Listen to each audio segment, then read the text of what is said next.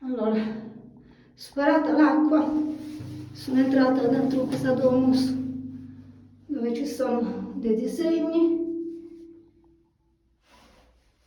particolari. C'è il soffitto disegnato, vedete? Che meraviglia!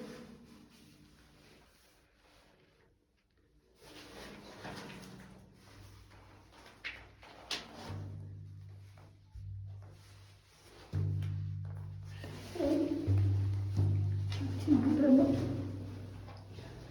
qua dentro.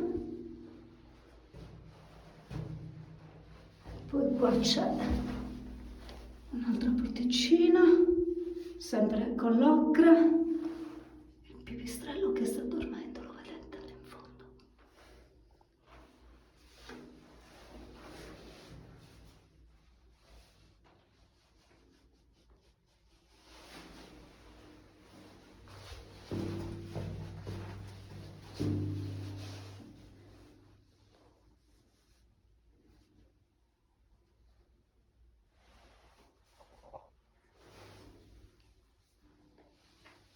E per terra c'è questo.